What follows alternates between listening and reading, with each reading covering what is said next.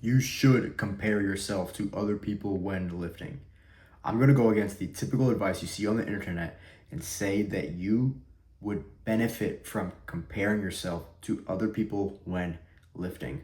There is a right way to do this and there is a wrong way to do this. The right way will get you more gains. The wrong way will get you less gains. So imagine this, you walk into the gym and to your right you see a guy benching 2 times your PR, just repping it out. He's really strong. And to your left, you see that one guy who's shredded and jacked all year round. Seeing that guy and seeing the guy who's really strong, you feel a little bit of envy, don't you? Just like a little bit of an envious feeling. Good. You want to feel that feeling. Use that feeling and convert it into fuel. Work harder on your sets because of it. Focus on that feeling when you're doing a set. Let's say you're doing chest press. Think about it. Think about, man, that guy's so jacked. I'm going to be that jacked. I'm going to be that jacked. Man, he's pushing more weight than me. I'm going to show him. I'm going to push more weight than him. Think about it while you're doing chest press. You will push harder because of it.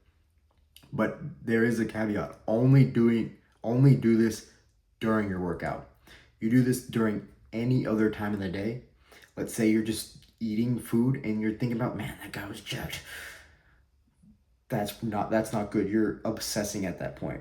That's the wrong way to do this. Don't think of him outside of during a workout set. Use feeling like this to compete with others. Have a little competition.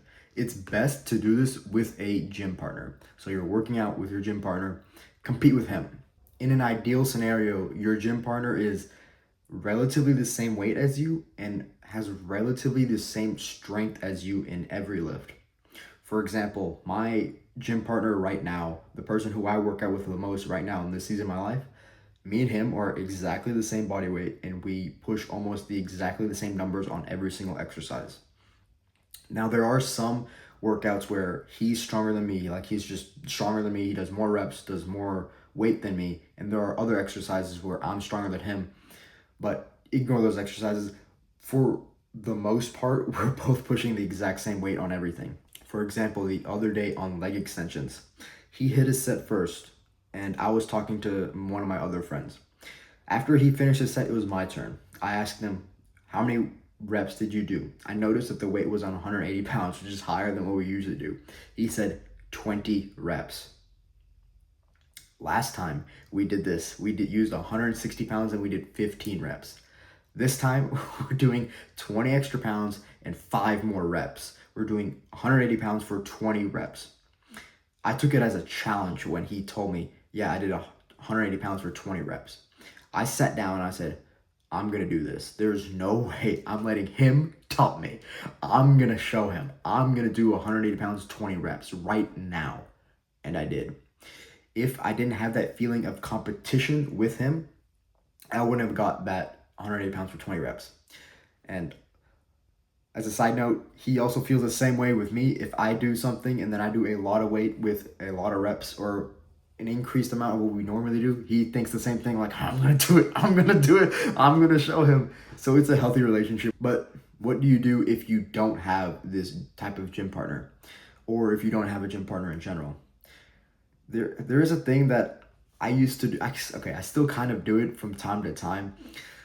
I compete with someone else in the gym without them knowing I'm competing with them, or without me knowing who they are. Like, I have no idea who they are. I see them from time to time in the gym, and like part of me just like doesn't like it. I just like, man, I don't like you for some reason. And typically that they're, if I ever do talk to them, typically they're like a really nice person and they're actually nice to talk to and they're actually really strong and stuff. But before then, I'll be like, man, I don't like you. I'm going to show you. You compete with that guy. Look at what he's doing. And oh yeah, he did 185 for RDLs. Yeah, I'm going to do that. I'm going to do that. So I do that. You compete with a random person without telling them. Again, only use this mindset. Only compare yourself to other people during your workouts.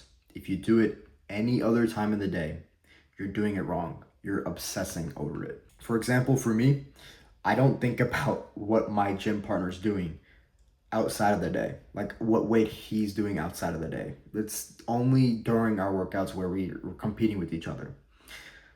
And if, let's say, I see someone in the gym who's really strong, want to I don't think about him outside of the day. I'm not like, oh yeah, I'm gonna show him when next time I get in the gym, I'm gonna show him.